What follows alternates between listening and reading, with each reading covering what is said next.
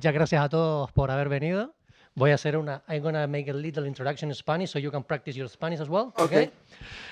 Nada, pues realmente no hace falta presentación porque si estáis aquí es porque lo conocéis, pero igualmente tenemos aquí a Rob Harris, que principalmente es conocido por ser el guitarrista de Jamiroquai desde 2001, que curiosamente empezó a tocar con Funk Odyssey, que hacen ya 20 años de ese disco, que se estrenó justo cuando las Torres Gemelas cayeron. Es un dato que justo estaba leyendo hoy.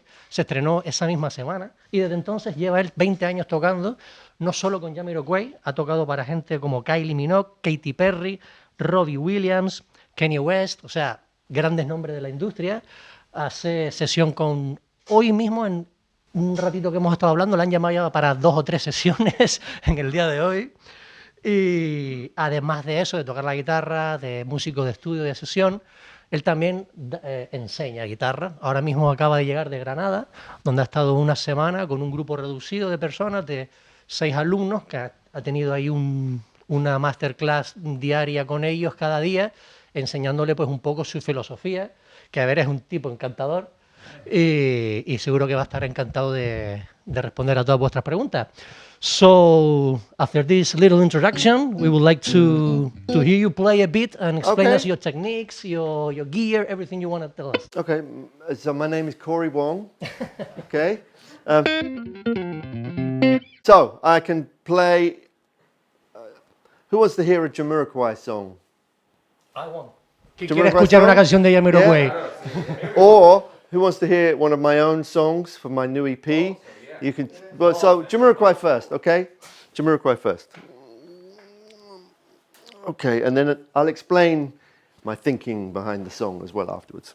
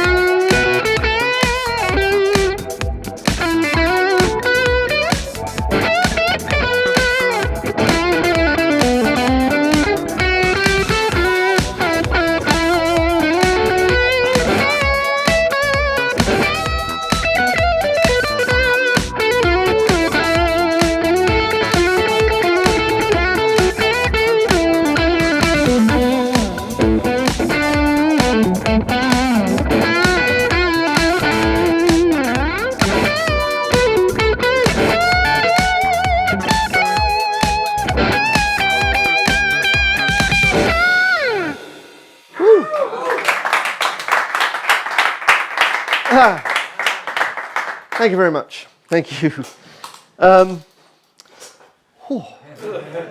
It's been a while. It's like 2 years. So I'd just like to talk a little bit about what I do. You know, obviously, perhaps know me from my work with Jamiroquai. I've been in the band 22 years, 21, 22 years. Had hair when I started. It was all, had long, luscious, gorgeous hair. But yeah, part of my job is, I kind of learned when I joined the band, but my job is to create hooks, you know, trying to find something that the guitar can sometimes be the thing that you recognize the song. You kind of hear it and you go, oh, I know the song. So that came from this chord sequence.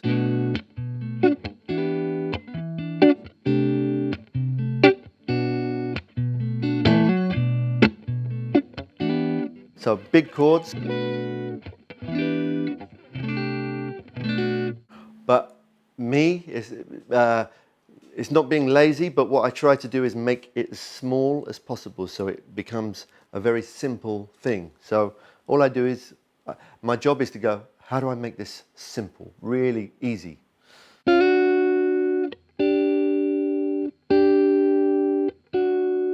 So now, whenever I play the...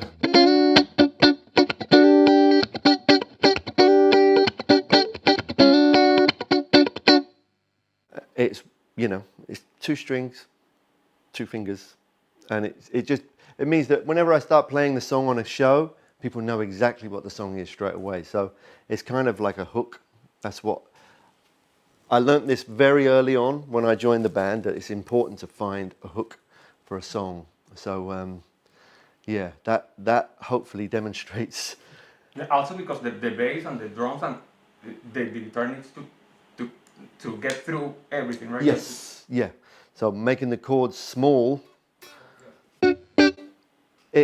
there's a lot going on. You've got keyboards playing pads, the bass is moving around a lot, there's a lot of 16ths going on with the hi-hats, a vocal. And also at the time, when I wrote that part, there was a lot on the radio where people were sampling records. They were taking samples of songs, and Nile Rodgers was being sampled every week by someone. You know, you've got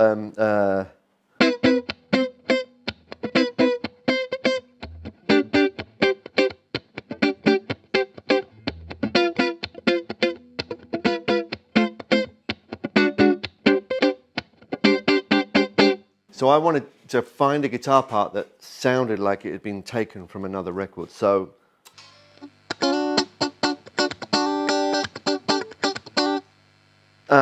and that, you know, when I played it in the studio, everyone was like, "That's cool. It's a hook," you know. And with this, so the chorus.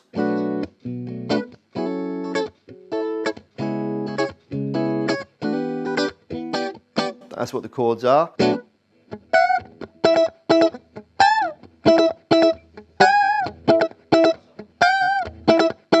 This sound.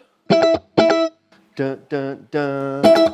So dun, dun, dun, dun, dun, dun. That was in the charts at the same time, and I just thought, I can do that. It's okay. I put it in a different place, and that was sampled. That guitar on The Music Sounds Better With You by. Cassius, I think it was. No, it was the Daft Punk. It wasn't Daft Punk, but it was. Cassius, I think. It may have been, yeah. But that was taken from a Shaka Khan song. Ah. It was a sample. So I was like, huh? No, it was an Air album, no? No Cassius Air? I can't remember. We'll find it. We can find it out. ¿Todo el mundo está entendiendo más o menos todo o hace falta una pequeña traducción? Cuando quieran, hacemos un resumen rápido. Does everyone understand what I'm saying? Is that okay? Should I slower? Slower. So I wanted the song to be played on the radio, and the whole band wanted the song to be played on the radio, and I just thought, well, it's a hook. 2, 3. It's very simple, just really simple parts. And that is something I do still all the time. I'm constantly looking for very simple things to get played, you know, whenever I'm doing a session for someone or if I'm working on Jamiroquai music, I'm looking for hook parts.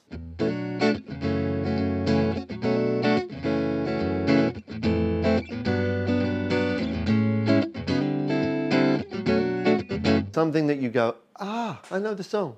Like, no. You know, those are the things, I grew up listening to those things.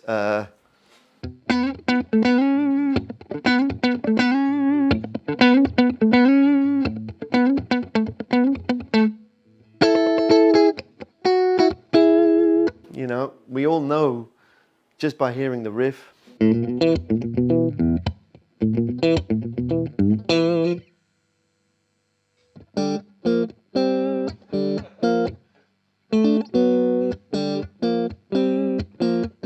That is what I try to do for any time I'm working with a client, you know, doing a session. I'm looking for those points, which they're very simple. There's not, you know, a lot of guitar, I think, can be over complicated. People think it's really difficult and, you know, you need to do all this, but that's great too. But in my job as a session musician and as a band member, I'm trying to come up with very, very simple parts. Does anyone? You work with amplifiers or with IRs or something like that to make these parts? So over my career, I've used lots of different things. So the first Jamiroquai record I made, most of it, 95%, was made with a Line 6 pod, the kidney pod. So Love Philosophy, pod. Because when I was making the album, when I joined the band, I was working in another studio with another artist from a band called Take That. You remember Take That? I was doing a... Who, sorry? Very nosy. Yeah. So when they split up originally, there was an artist, a guy called Mark Owen he was the singer, and I was in his band already, and then we were making an album, and I spent a year making a record with him, and one song went like this. Right?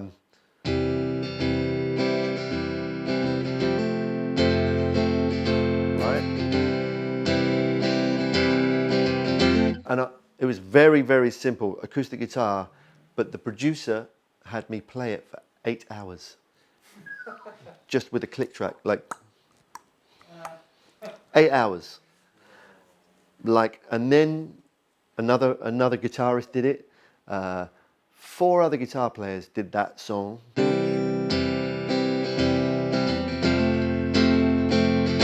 And every time I go back into the studio, he was looking at the Pro Tools and like, yeah, the guitar is just slightly... And this finger was numb for about 3 months because I was playing a vintage Gibson. So anyway, I joined Jamiroquai and I got in the studio and realized that there was none of that. It was very quick. So my very first song I recorded was a song called Little L. And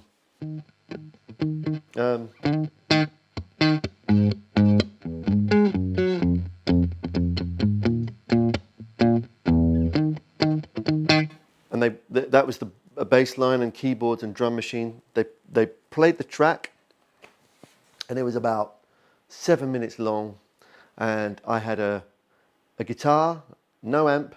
They just said, oh, just give us a cable, and they plugged me into a preamp straight into Logic Audio, and I was just jamming, tuning, jamming, you know.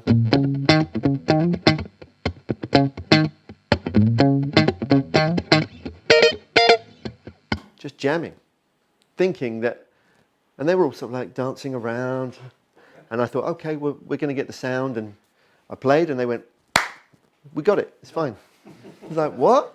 From doing 8 hours. I I love this producer. I love this producer. Yeah. It was very quick. So the guitar on that song was just DI, straight into a preamp, no amp. You know, and I. You know, they choose the part. Sorry, they choose the part, not you, but they did. So when I was playing, Jay is in the room and he's going, yeah, do that again. You know, play ideas again. He wants to hear ideas, and he goes, yeah, do that again, and just play. So that song, if I do 2, 3, 4.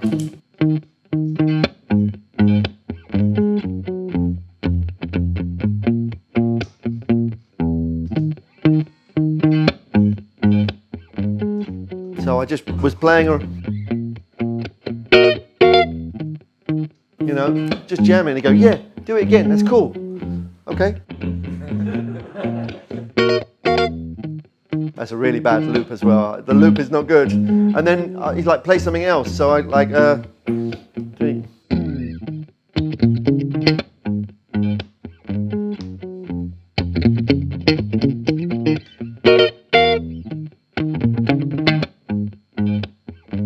So lots of space. Lots of space. I'm not playing all the time. I'm playing just little bits. Why does it da da da da da da da da da da? So I'm doing a little bit in between the vocal, so it doesn't get in the way of the vocal. Okay, and that's when I was like, space. Don't do too much. You know, keep the parts so they're hooky. Simple, just, and I'm just jamming. And then he's like, yeah, that's cool. And then we finished. He's like, we got it, it's fine. Next song, should we do another one? I'm like, yeah, okay, this is cool. But on that album, it was DI, and the rest of it was pretty much a pod, a Line 6 pod, because the band works so fast. When you're miking up amps and moving things and setting EQ, and he loses interest very, very fast. So I learned to get sounds very quickly because he wants ideas straight away. As soon as he starts losing interest, then the song, you know, kind of, he gets bored very quickly. So I just learned to work very fast. So I became used to using a pod and getting a sound with that. And then the next album was more amps, and you know, we used some plugins at the time because the plugins have got better. But now I use, in my studio, I do probably 95% of my sessions at home now, like a lot of people do. I have lots of amps, 6 amps at the moment, and I have a switching system which I can just quickly switch between one amp and another. I have an ISO cab with a speaker mic'd up. I also have an aux box. I also have a Kemper. I also have lots of plugins like the Neural DSP stuff. Anything that works, I will use. If you plug me into a can of baked beans and it sounded good, I would use it. I've done things where I've even mic'd up. I've recorded a DI and also put a microphone on the strings, just to get sounds and create things quickly. I'm not a purist. I don't need to be plugged into a vintage Vox AC30. Whatever sounds good. And nowadays, when I used to be on tour, when we were able to tour, I always used to travel with a guitar, a bass, a Kemper, a recording rig, because I get called for sessions quite often, and I learned to just say, yes, can you do a session? Yep. And I'm doing it in a dressing room and doing it on a bus in the morning before everyone gets up. I set my equipment up and I play on something, and I've learned how to get good sounds out of that stuff. You know, the technology is so good nowadays that you can do so much with plugins, and people don't really know. You know, if you're doing an album like if you're playing on a record with someone like Norah Jones and it's all acoustic and piano, and yes, you'd want an amp, but if you're doing a record where there's drum samples and keyboards, I think sometimes something like a Kemper or a plug-in sometimes works better because it's digital. It mixes in with the sound. So I've just learnt to use all of it. And I will use all of it on the same track if the sound is right, you know. Are you all using software and amps as well? Yeah, a bit of both. Yeah, it's so good now, you know. And people ask, oh, Fractal or Kemper or, you know, Neural. I think they're all great now. The reason if I'm using something like that, I prefer the Kemper is because they're profiling real amps. They're not imitating, no? They're not imitating. Like building up from a... I did some work a couple of years ago for a plug-in company where we had to profile all of my amps. So I took all of my amps into a studio, we mic'd them up. You know, I had my Marshall, I had a couple of divided by 13s, my vintage Princeton Reverb. We mic'd them up, profiled them all, and the guy is a German guy called Uwe Bossert who works... Brainworks, no, maybe? Huh? The company was Brainworks. No, he works alongside Kemper, but it was for Melodyne. It was the company Melodyne, Celemony. Yeah. And I'm in the studio, and he's got one channel of my amp and one channel of the Kemper, profile of my amp, and he's going, which one do you prefer? And most of the time I preferred the Kemper. Because it was, yeah. I was like, and I was shocked. Ricky, but when you do shows, what amp do you use, or you just go like direct to line? What amp do I use? Live. So the last tour, the last Jamiroquai show, I used the Kemper because we're all on in-ears, the whole band's on in-ears, and Jay has a tendency to walk up and turn our amps down while we're playing. He will turn down the amp. So the tour before I was using a divided by, same as this, the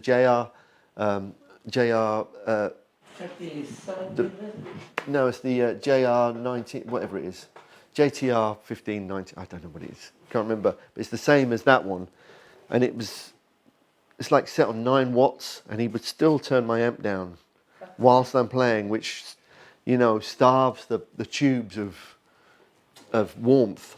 So I was like, you know, this is hard because the microphones are in front of the cab and there's not much coming out. So I just thought, I'm just going to use a Kemper. And I was surprised how good it was for doing those types of gigs, arenas and stadiums and festivals. It sounds good every night, you know, as long as you know what you're doing with it. It just works. And all the effects, you know, say you're using a nice reverb or a delay, when you're using them in front of an amp, the delay, your expensive delay unit, you know, a Strymon Timeline or an Eventide thing, is going through your amp, out of the speaker, and down a microphone, down a load of cable, going to a digital desk. It's not as clean a signal as coming straight out the back of a Kemper to the PA. It sounds really, really good. I remember seeing quite a famous band, I'm not going to say who they were, but the guitarist had a huge array of boutique amps and speakers all over the stage, a massive pedal board, and he's a great guitar player, but his tone was terrible. And then they had another guy who was playing keyboards and also played guitar on a couple of songs, and he had a little Kemper toaster. Sounded incredible. His tone was like, oh, because it's almost clearer, it's just got more punch. That's in an arena, though. If I was doing a small club, I'd want a nice valve amp to be, the interaction is totally different, but it's not as sexy. You know, having a Kemper is a bit, you kind of do this on a sound check. It's all right, yeah, okay. And it's the same every night. So as you know, when you go, you know, if you're traveling around, every room you go to, the power supply is slightly different. The sound is different, whereas the Kemper is the same every show. Boringly the same every show. But I use it in the studio sometimes. If I'm doing something unusual, if I want real heavy, like I did a film soundtrack where they wanted really heavy sort of VHT or diesel amp. The profiles are really good. And you know, I'm not gonna, I live in a small village and I don't want a 4x12 raging and upsetting my neighbours and, you know, my wife and my dogs. And so I'll use a Kemper because it's a much more focused sound when you're layering parts up. So it's great. But boring. So you think the Kemper is work well with every kind of music? Or? No, I think it's a good solution for how live sound works now, because everyone's moved to in-ears, and I think it works in that setting. If I was doing, like I said, if I was doing a small club run, I'd want an amp, a small club run where people can hear the amp as well, and then it's just being fed into the PA a little bit. That is where I'd want a small combo, something warm, and also something you can interact with. But the music I play in Jamiroquai, you kind of don't need that. You want more of a, you know, very thick, very quick transients.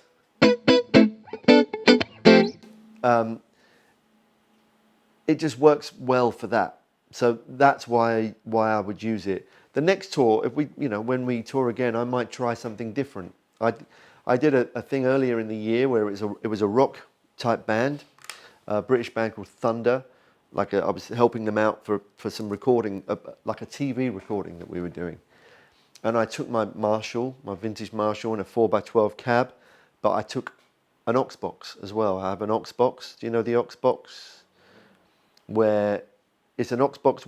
It is a box made by a company called Universal Audio, and you can come direct out of your valve amp back into your speaker, and you can attenuate the volume on it, so you can turn the cab down. But I don't use it for that.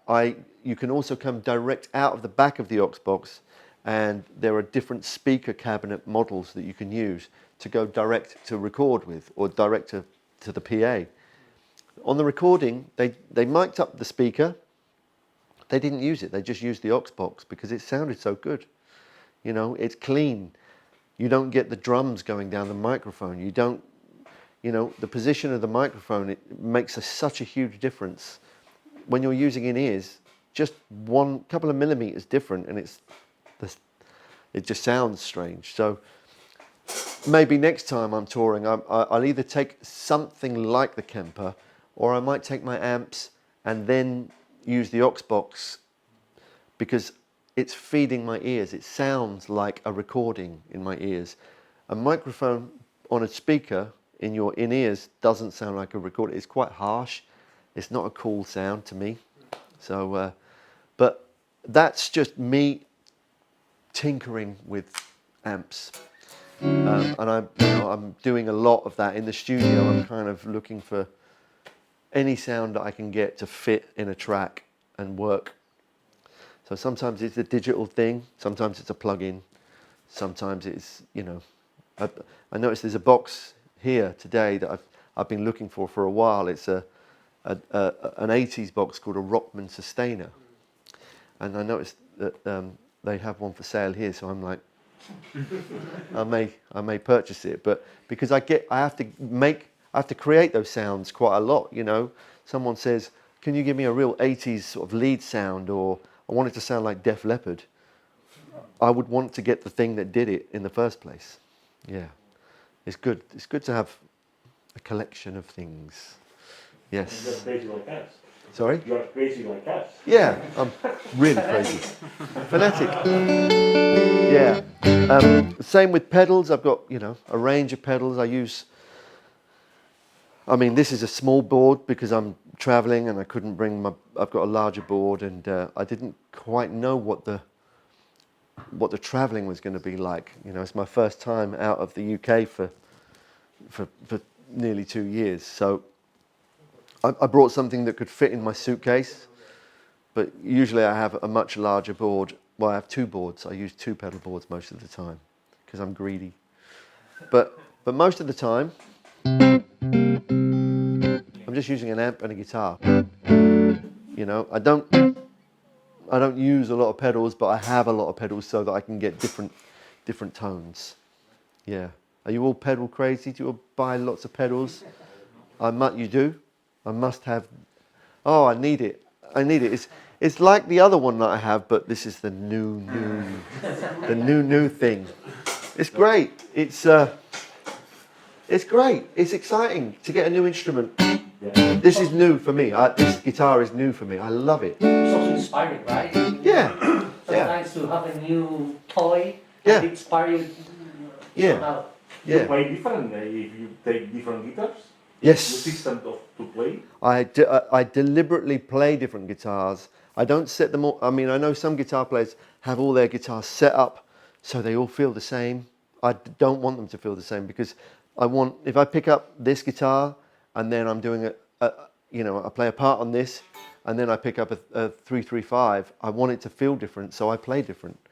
It sounds different, you know. I'm not one for having real low action. You know, I like my guitars to be a bit tough to play sometimes. I don't want them all to be easy. I'm really bad with setting up guitars.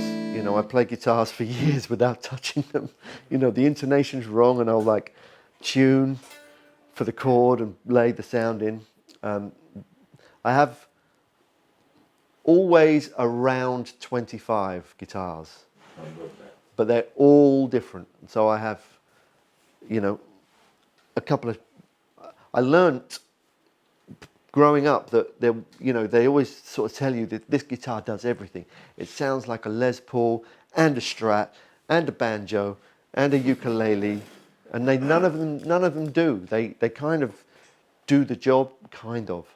So I learnt that I must have a Les Paul, I must have a Strat or 3, I must have a Telecaster, and then I must have some others that do their own thing. So I do have quite a few PRSs now because they all do different things.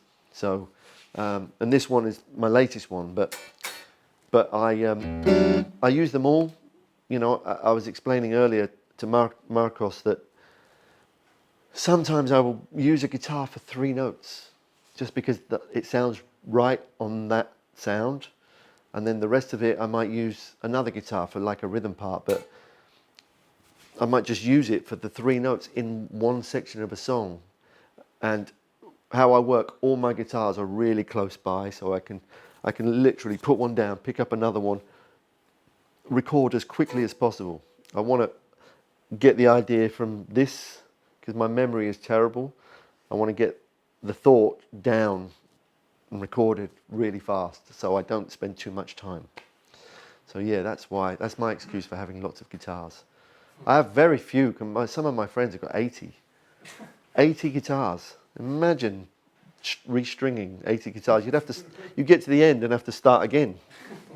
But yeah, I just decided to start doing some. I've never ever released my own music before, so I've written a lot of songs with people. But I just thought, yeah, why don't I can do it. Why not? This year I've been working with Corey Wong quite a bit, so I've written quite a few songs, well, maybe 3 or 4 songs with Corey for his new album.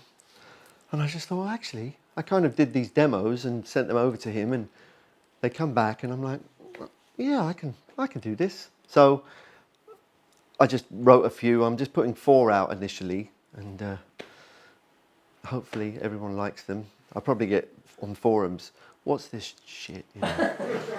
Yeah. Is it already released? Sorry? Is it already released? No, not yet.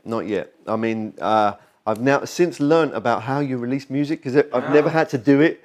Everything I've done has been released by a record label, and now I'm learning that, oh, you actually have to do a new thing. It's Spotify, and you know, you have to basically pay Spotify £5 million to release your music, and then yeah. Has anyone got any question, anything they want to ask at all? I have Yes. one concrete question about your recording process, because I mean the recording sounds so thick, all the guitars so present. Do you make many layers of the same part, exact part, or how do you do to make it so? Yeah, sometimes I do. Yeah, there's lots of layers of guitars on tracks. If I'm doing a session for someone, it can be 14 guitar parts. I build an arrangement of a song. So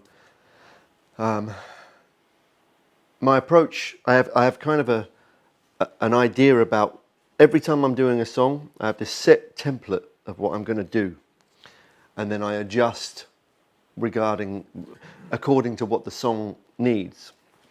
But I learned about, you know, every person, their song is their baby. Every time someone sends a song, it's their baby. So I have to treat it really carefully.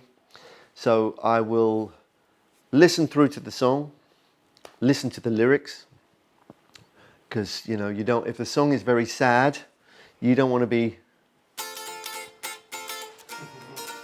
You know, you want to play parts that are kind of matching to what the mood of the song is. And then I treat this thing of, imagine the song is on the radio, the verse is part of the story, the chorus is the message, and then you have another verse. So I will always think, I'm going to play a guitar part in the first verse, and I'm thinking of the listener driving their car and the song's on the radio. They kind of go, oh, this is nice, good story. Oh, there's the chorus. Oh, it's the second verse. I want to always give something extra. I want to add something so it stops them from going to the next song, skipping to the next station, or pushing to the next song on Spotify. So I kind of build a bridge. I build the song. I'm always adding parts, so that gives the client, the artist, somewhere to go. The song is building all the time. They may not use them, but to do that, I do layers. So, you know, say I'm doing, let me just make sure that this loop pedal is clear.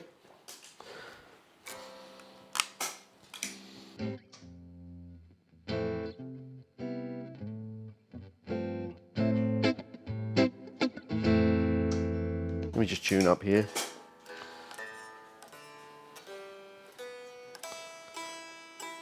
Say that there's a song where there's a keyboard pad doing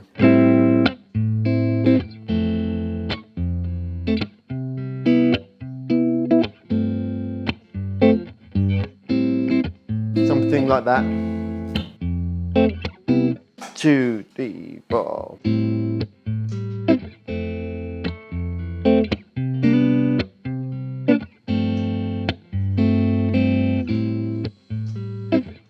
So imagine that's like.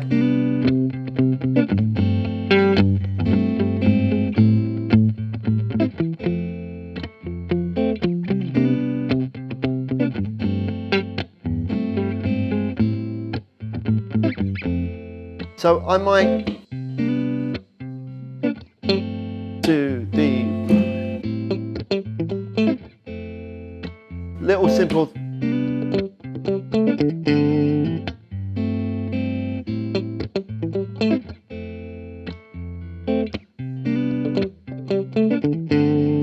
So that might be for the verse 1.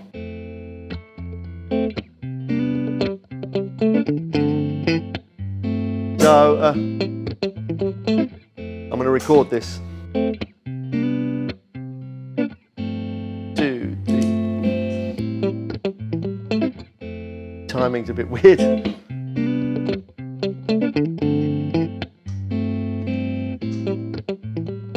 So that's the first verse. second verse, I might go just an extra thing.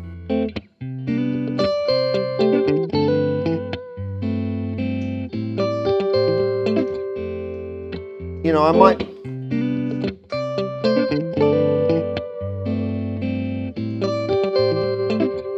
just for another little thing for it to grow, or I might do just harmonize the line.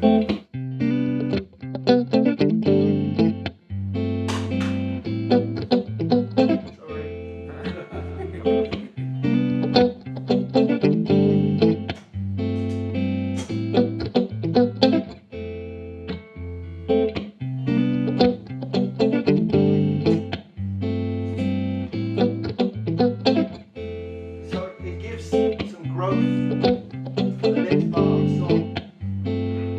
Making it interesting all the way through the song, I mean, no? Yeah. But for these little licks you are doing, Yeah. you can make maybe four, I five, can do six. loads of different textures, loads of different sounds, different guitars, different effects. Have we lost something there? Is it all right? Yeah. If you have a bad tempo day, Sorry? like me, A bad- if you have a bad tempo day, A bad tempo like there. me, when you recording, Yeah. you adjust after with the program or you repeat I and repeat. You Yeah, repeat. I try. You don't have bad meat after to say I made some faults. So I Small. I always try. I don't do a lot of takes. So I know a lot of people who do take after take, playlist. I can't. I haven't got time. I don't want to listen through loads of playlists. I just get it until I'm happy with the feel. You know, I want the feel to be good. So I will just play it until it feels right and move on. You know, if I've done a whole song and there's one note that's early or late, I may slip it. But most of the time, while I'm playing, I can hear. Like there, I did the loop, and it's probably because I'm sat. I've got to admit, this is much more nerve-wracking than playing in front of 100,000 people. Sitting in front of a room full of guitar players is like, whew. But when I'm recording, I can play a loop. You know, I'll sort of play along, and while I'm playing, I can go, that was early. Stop, start again. You know, and I'm quite. I think playing in time is something that I spend a lot of time thinking about. You know, I think it's really important to have a good pocket. You know, so it's not something I really practiced a lot with a metronome, but I played a lot to records, so I can kind of play.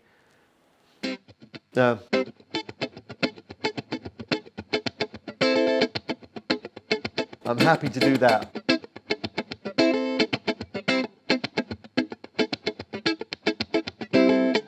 And the idea is I want people to feel what that pulse is while I'm playing. So if I'm speeding up and slowing down, I think people notice that. So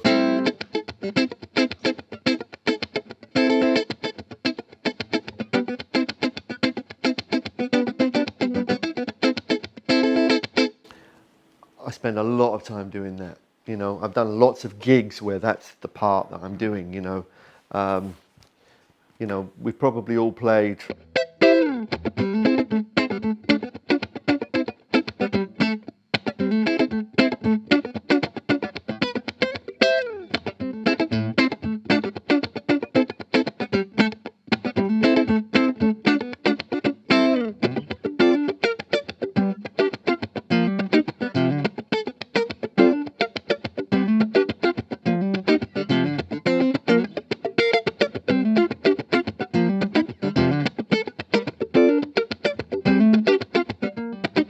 Ah.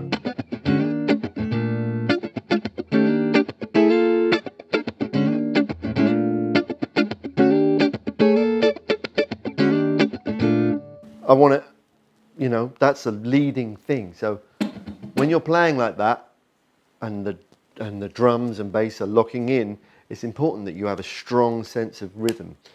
You know, all that.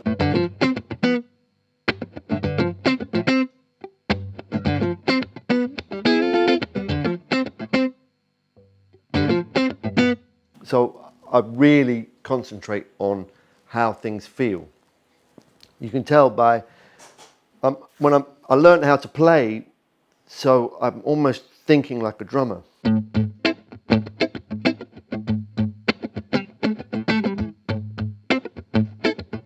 I'm barely doing anything.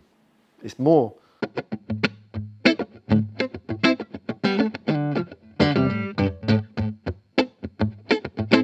I'm just hitting very short chords, and it kind of helps groove things along, but I find that really satisfying to do that kind of playing, because it means that everything, you know, I grew up, probably I got this from listening to my older brother and sister playing.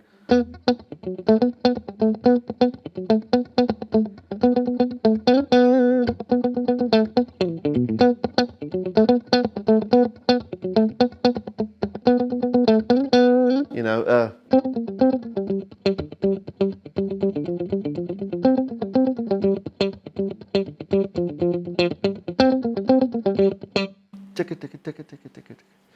I learned that, you all know about this, I think, this is a machine, it's a pendulum. As soon as you stop it swinging, that's when the timing can go off, so always sort of keep your hand swinging and then you won't go out of time. But when I'm listening to music, I try and pick up where is the pulse, where is it? It's the most important thing. On one of my first ever sessions, big mixing desk, I was like, oh, it's like a spaceship. And then we recorded, and then the engineer pressed this button, the solo button, which soloed the bass or the keyboards. I was like, oh no, what if they do that to me? Oh no, did I play okay? Am I in time, or is it bad? But it made me realize, oh, you better have the timing solid. So that's what I work on most of the time. When, you know, today I played this song. I haven't played that actually for probably, I played it last year, but I used to play it every week. You know, when we're touring, I'm playing that song every week. In a Jamiroquai show, the last half an hour is, we play a song called Canned Heat.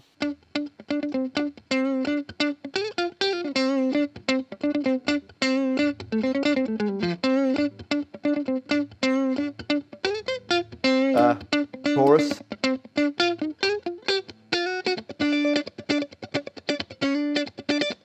So that might last 15 minutes, 10 minutes into Love Philosophy. No stop. 2, 3, 4.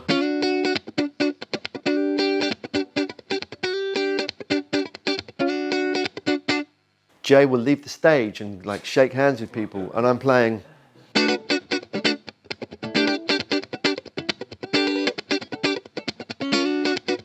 Breakdown, Rob. He'll do a breakdown where I'm going.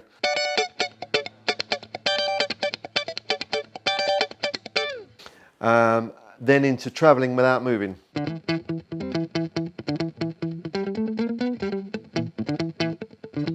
Yeah.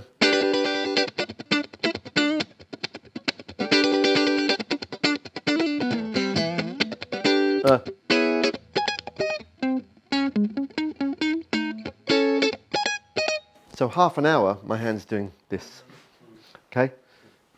Not anything else, just playing guitar. So by the end of the first week, your stamina, the way you play rhythm, that's probably what it is. I spent 20 years doing that. Just ticka ticka ticka ticka ticka ticka. So I hear music, even if I'm doing.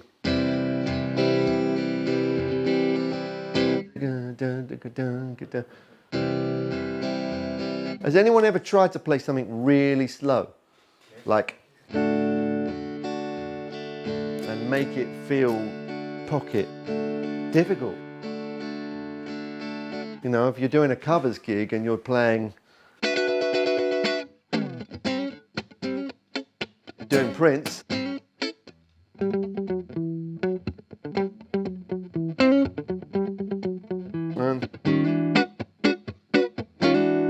and then you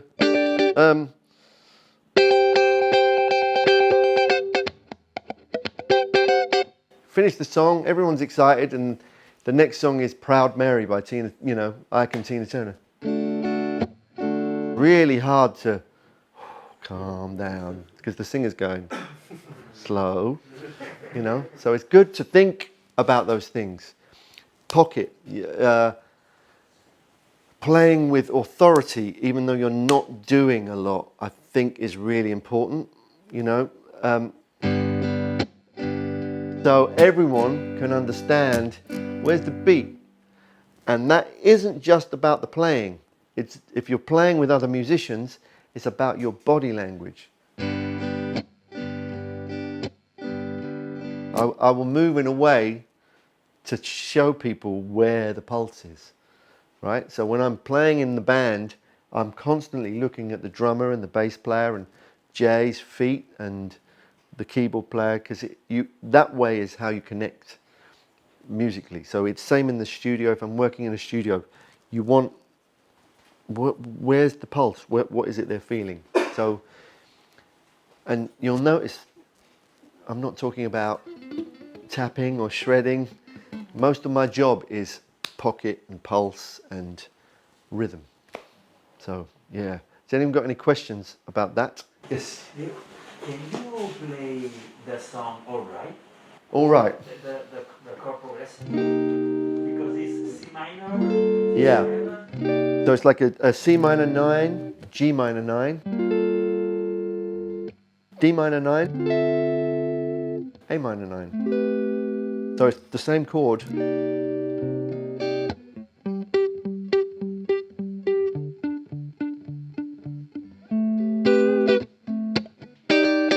B, 4.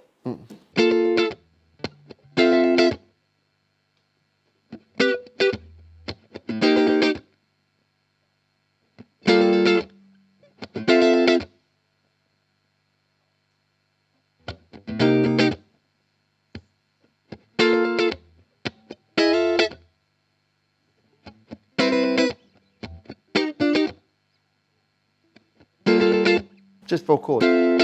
3, 4. Yeah.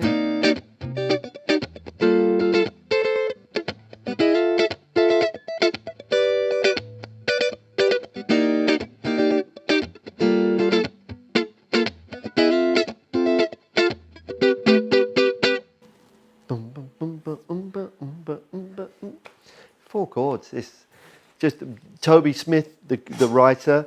He liked doing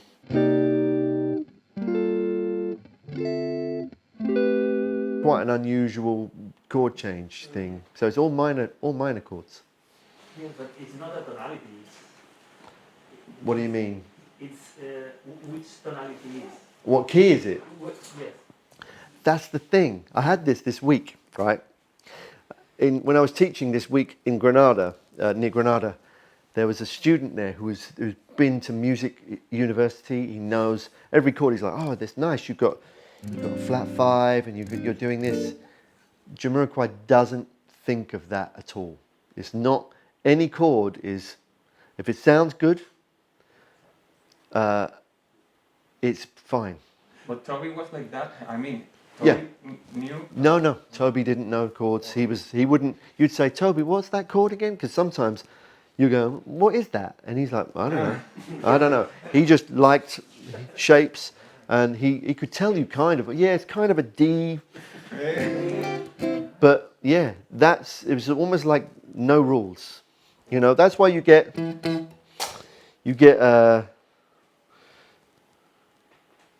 so this was a music student. He's going, well, how can that be? How can you do that? Why would you do that? It's like, well, why not? You know, if it sounds okay. Jay is very much I don't really care I don't want to know what chord you're playing. I don't really care that, oh, there's a dominant 7 in the chord. He doesn't know that stuff. So that's why I think the band comes up with quite innovative sounding things. So you get 2 D 4.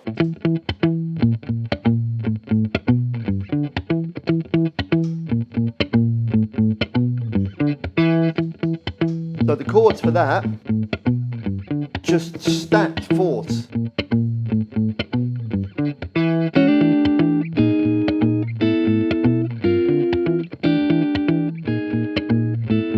What is it? I don't know, but it's guitar part goes like this: 2, 2, 3, 4.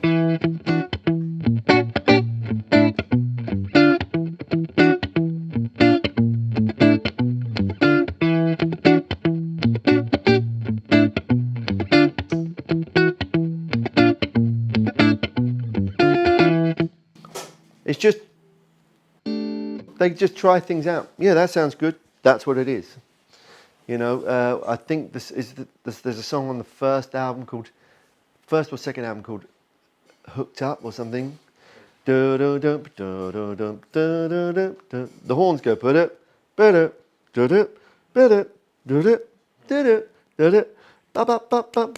it's awkward, it's weird, but the more you listen to it going round, you go, oh, actually, it's okay. It feels good, you know? So there's no rules in the band. I think that the first album and the second album were more jazzy, like more free. Yeah. Like from the third album and on. Yeah. I mean, you guys were like more commercial, more Yeah. like more. Yeah.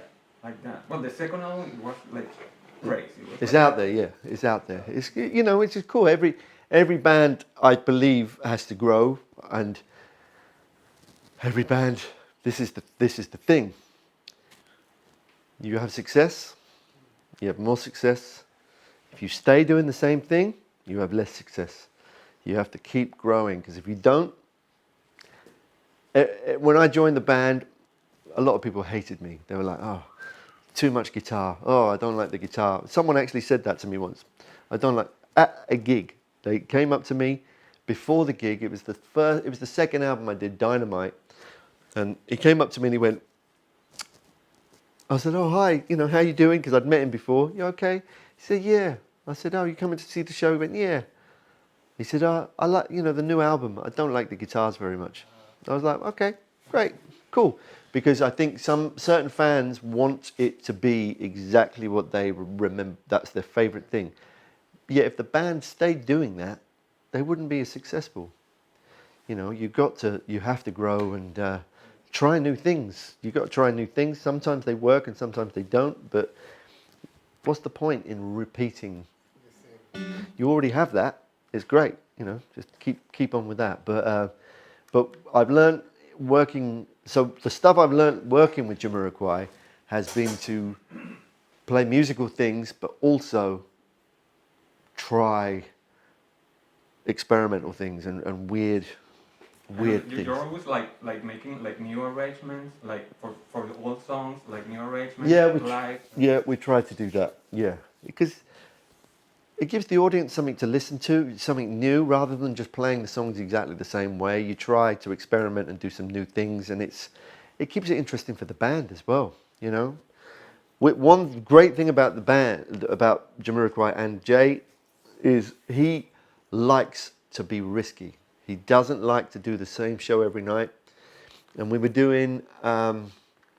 in South America doing a gig in Brazil, somewhere like Brazil, and we were playing the song Dynamite. There's a song called Dynamite, and as we're walking up on stage, we're going up the ramp, 20,000 people.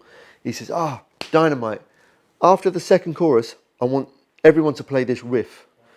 And he sings the riff to us, so no instrument. He's like, da da da da da da da da da da da da.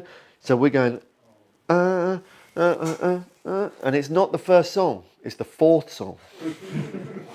So it means that your brain's going, okay, you know, we start the song, we start the first song, I can't remember what the first song of the set was, but you're having to think, and then it means you have to be awake. And we did it, you know, everyone does it. And I already forgot about the... Yeah. So you're having to think about the fourth, what's going to happen on this?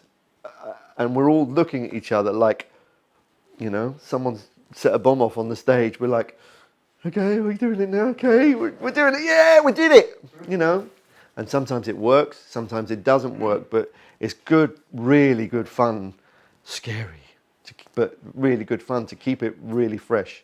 So he does that all the time, you know. Tonight we're doing this. We get to the fifth song on the set list, and he's like, "No, let's do this instead." So you kind of, you can never just relax, and you're not on automatic pilot. You're kind of playing by the seat of your pants a lot. We did, when I first joined the band, there was a bit, I think it might have been on the Verona show, I can't remember, but we were playing the song Bad Girls, this Donna Summer cover, and he pointed to me to do a guitar solo, but everyone thought he said stop. So it's like, da da da da da da da. Everyone stopped, and I'm just like, and he went, no, keep going, just keep going. And then Derek started playing 16ths on his hi-hats. And afterwards he went, right, we're doing that again tomorrow. It was kind of a mistake, but he keeps it like that until it settles, until we expect it, and then he changes it. You do the solo instead. He likes to keep it moving around. But sometimes it works, and sometimes it's a train crash. You know, we don't... Another question is about, it's not about the guitar, but how do you deal with when you're touring, with the stress and the tiredness? I mean, because, yeah, you can, yeah. See? It's the best job in the world. I love it. I know, but, you know, you get tired. Oh, yeah, you do get tired, especially when you're only 27 like me. You know, when you're a young man, I can imagine when I'm a lot older. No, it's tiring. It is tiring. But touring is very different than how it used to be now. You know, we used to be out every night after the gig. There'd be a bar or a club, but now it's more like, should we go and have should we go to bed, watch Netflix? Not all together, you know, different rooms, but it's very different, and you have to pace yourself. You have to. Traveling is quite tiring, you know, but it's great. We love it. I can't wait to do it more again. Fingers crossed. Has anyone been out? Has anyone toured, or has anyone done it? The old style with the van. Old style with the van, yeah. So I've done lots of tours where you're gigging every day, 18 days in a row, no nights off. Not with Jamiroquai, but with other acts. That's really tough, where you're on a bus the whole time with people. It's the same people. The same people. You have to learn how to remove yourself and go to your bunk and put headphones in, and then you wake up in a different city every morning, and you sort of try and find a coffee somewhere, and you go to a sound check where the floor is sticky. You're like, and there's no shower. Yeah. So yeah, I get it. It is tiring, but it's still great. You're doing it. You do it. Touring is much less intensive now than it used to be. It's we're away for 2.5 weeks, 3 weeks, and then home. The longest stint is whenever you go to Australia, or you're going so far that you stay there for quite a while. So you'll do Japan and then Australia. You kind of do it as you're going all that distance. But we did do a show once where we flew to Sydney for a show. It was a New Year's Eve show, and then we flew back the next day, which was quite strange. Yeah, your body just doesn't know what it's doing.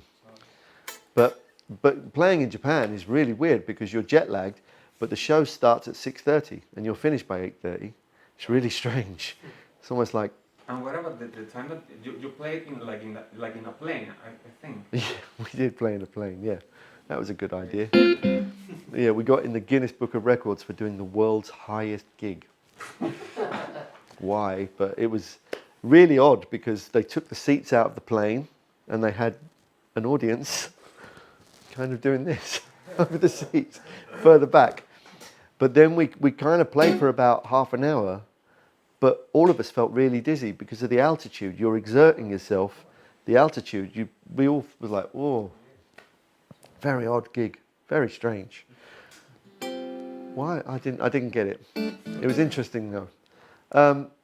Any other questions, or shall I play another song? In your tours, Yeah. your guitar assistance is a luthier or not? They know what they're doing. You know, I have a. Play also. Yeah, I've been very lucky to have, apart from one guy, I won't say his name, but all he used to tell me about was when he used to, so he was my guitar tech, and he just kept on telling me about all the other guitar players that he worked for and how amazing they were all the time. Oh, I remember when I worked for Larry Carlton, and then whilst you're playing, he sat like that, watching you, and you're trying to be up, but he's looking at you, you know, he's like bored. But he was still great with setting up guitars. And the guy I work with now is a guy called Doom, who's brilliant. He just looks after, you know, obviously the guitars move a bit. Yeah, I forgot. Yeah, I only take 3 guitars most of the time on the road. I don't swap a lot. And, you know, he changes my main guitar, he changes the strings every gig, but the other ones he kind of, you know, he doesn't need to maybe every other gig. But the last tour I did, I had 2 DGTs. I was using 2 PRS DGTs and a Silver Sky, and I, you know, didn't have any problems at all. They were really consistent. Which caliber do you use in the strings? Which caliber? Caliber is in English? gauge. 10s. I use 10s. I have just switched down because I use 9. use 9s, right? Okay. Oh, I think you use 9. Oh, really? Okay. How about the rhythm? As I mentioned, I like some fight. You know, I want something that's sort of harder to play sometimes. And I do think, for me, thicker strings sound better. I also use a really thick pick, the Jazz 3, small Jazz 3. And when I'm playing rhythm,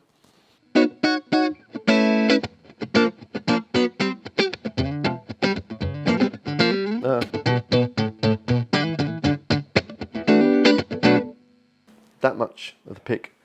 Most of it is my thumb and the front of my finger because I like the warmth, so I can.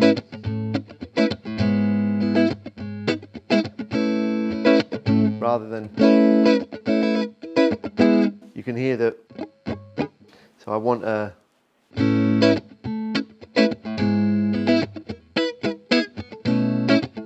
I want it to sound warm and cuddly.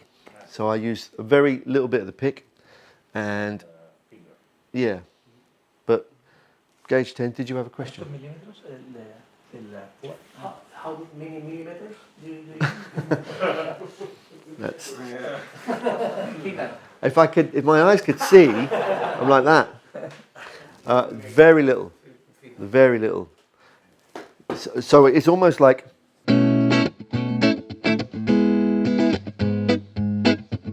Here, no pick at all.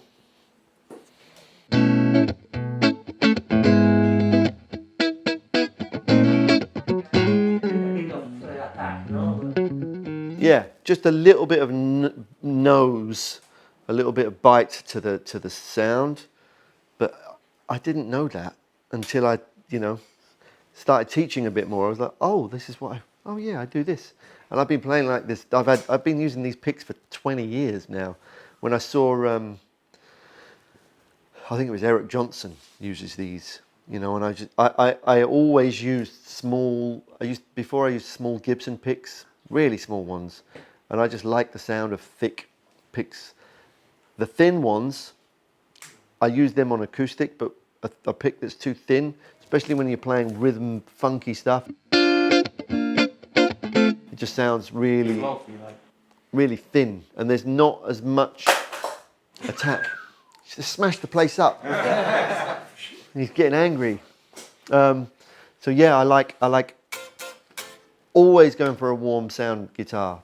I like warm rhythm stuff. I do a lot position 4, position 5. It's just my preferred sound. Probably from growing up listening to those. You know, I listen to George Benson a lot. You know, that kind of warm. Even though he doesn't play like that, and the rhythm guitarist that he had on a lot of his albums with a guy called Phil Upchurch, he had a warm. I just like that sound, you know. But when I want a bit of bite,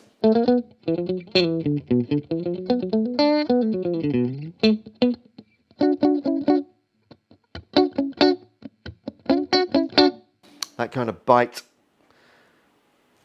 yeah, position 4.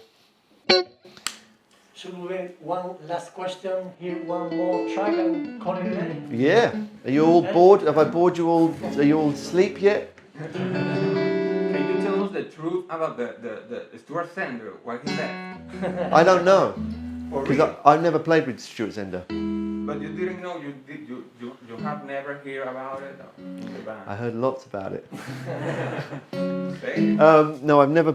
Stuart's amazing, but I think it's, you know, people just go, I've had enough. Being in a band is tough. It's like being married, you know, like being married to men. It's weird. Well, would be for me. I know. But I don't know. You know, people leave bands. It's like I heard about Level 42 the other day. One of my favourite bands. I found out the situation why the two brothers left. It's lots of things. Some people don't like touring. Some people, I don't think Toby liked touring very much. That's why he left. He liked being in the studio, and he just didn't. Some people just prefer the studio or prefer writing, and they don't want to be on a bus. They don't want to be traveling around hotels. Yeah, I don't know. But he's great. Stuart Zender's amazing. Yes. Hello, thank you. Hello. So all things considering what you said about Kemper of the amps and how the light settings works right now, Yeah. do you think loud amps over 50 watts make sense? Loud amps over 50 watts. Oh, that's a good one. Sometimes, yeah. Sometimes they. It depends what you're playing. I used to have a 2-rock years ago when they first came out. You know, the 2-rock before they changed hands, and it was a great amp, but I could never get it to a volume where it sounded great. I'm playing clubs in London, and everyone was like, "Turn down, it's too loud." It was only 45 watts, 50 watts. I just couldn't get it to be that volume. If you're John Mayer and it's your gig and you're like, you're going to play whatever volume I want, but when you're playing for other artists, you can't be that loud. You've got to be in situ with how the band is. I generally prefer lower wattage amps. In the studio, most of the time I use all my amps, but most of the time I use my Princeton reverb with a pedal in front of it, or I use my deluxe reverb. But they're like 20 watt amps, and they're still loud. Yeah. But they just sound, they record better, I think. Especially for the music I play, I saw there's an interview with a really successful Nashville producer, and he's got a little Tweed amp, and he said he never gets the volume. Probably it's about 3, and that's where it sounds the best. And he uses that on most of his albums. So he does things like Chris Stapleton. That's what he uses for a lot of the electric guitar parts, because you got to think, a microphone that's got a small capsule on it, the louder you imagine like it's your eardrum, the louder you're putting pressure into it, it stresses the capsule a bit. So one thing that is good with a loud amp is when you're recording is putting the microphone here, because it captures, especially with a big speaker like a 212 or a 412, it captures the sound of the speaker, the box, in the room rather than just the cone. So I like to move the amp back a bit and mic the amp from a distance. But yeah, small amps for me are great. I'm currently using in the studio what I've recorded a lot of the EP that I've done with. You know, there's some tracks where I'm using a pedal in front of, like I use, today I've got this Shanks, Vermurum Shanks thing, which is kind of like a Noble's ODR1. Do you know about that? You know about that pedal? It's a green thing, and it generally was quite cheap. And I've used that on my board for about 10, 12 years. And it's great, but it's cheaply built. So you've got to be careful, it's not a well-constructed pedal. But I love it. It's my favorite overdrive.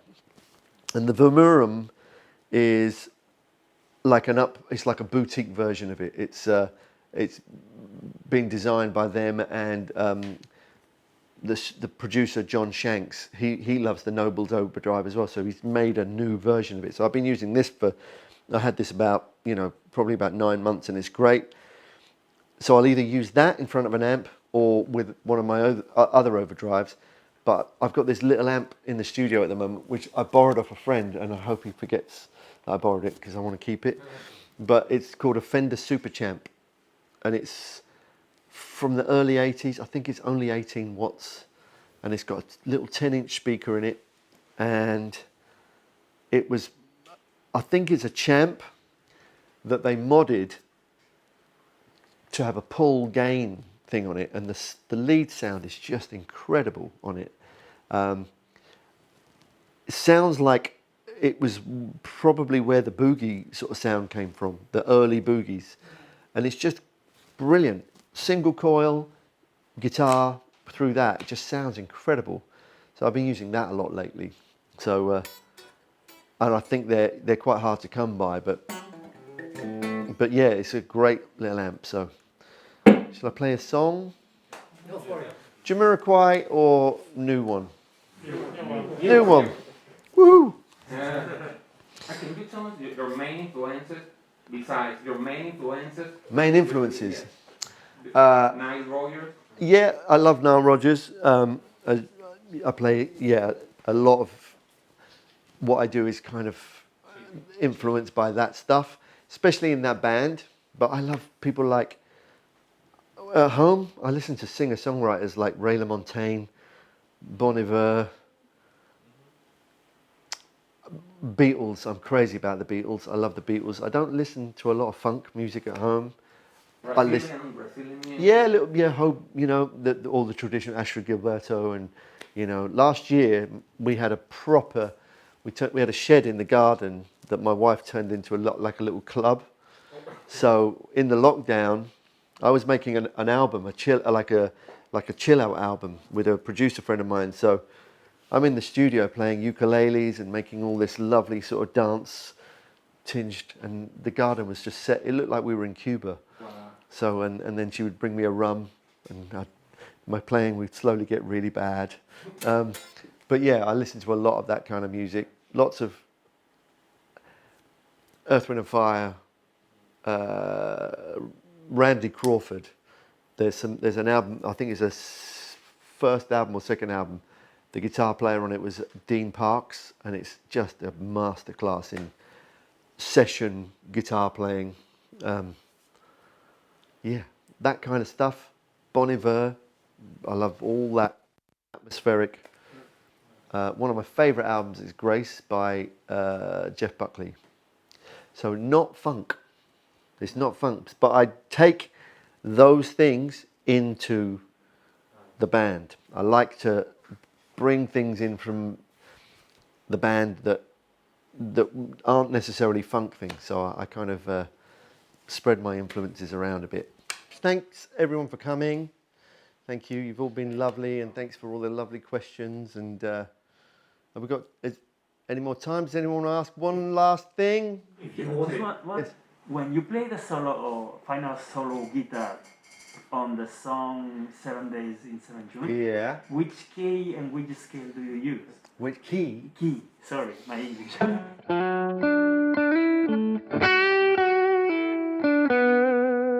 That line, you mean? The last solo guitar part on the song. That's that line. Yeah.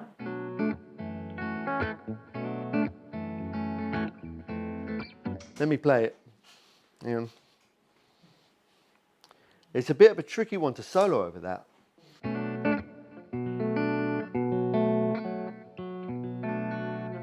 Let me tune. I can't. If I'm not in tune, it drives me crazy.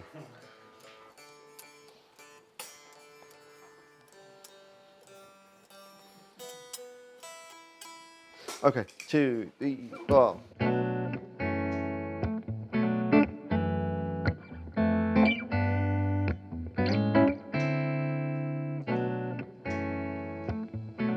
So the line just came out like that.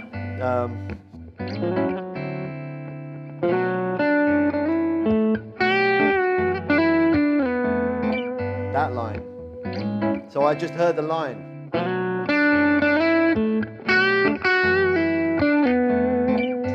So it's not really a scale. So when I'm doing it, if I'm playing a line on a recording, I never think of a scale. I don't think of it. I just hear a melody, and that's what I'm gonna. I try and then work out. Because I could go.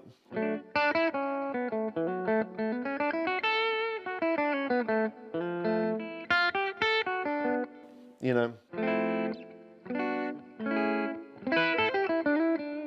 I think I try and find a melody that goes through, so I'm not playing scales through the chords.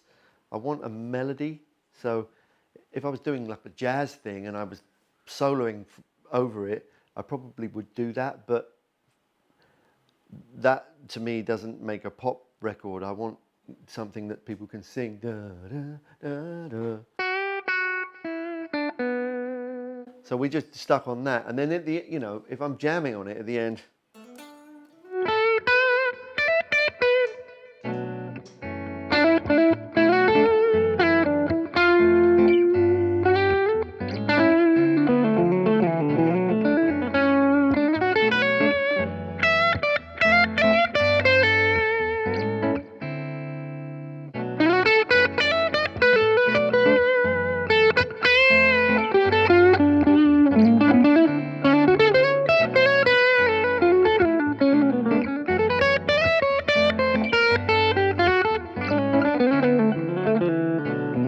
I kind of just use my ear to take me to the sounds rather than going this scale and this scale. And sometimes it gets me into big trouble, but I quite like that. Sometimes I go, oh, that's the wrong note, but move up a fret and it's the right note, or down a fret, it's the right note. I like that. I like risky stuff because if I find it more, I'm never going to play, I'm not, Scott Henderson or something where I can solo over loads of changes. I just like the risky stuff. And another thing that I like doing is playing deliberately the fret below the note I want. So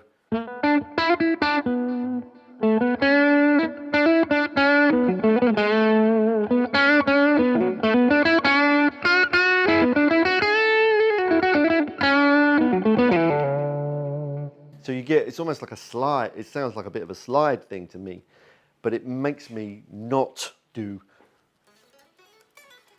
scales because I'm rubbish at that. But yeah. Thank you ever so much. Thank you all.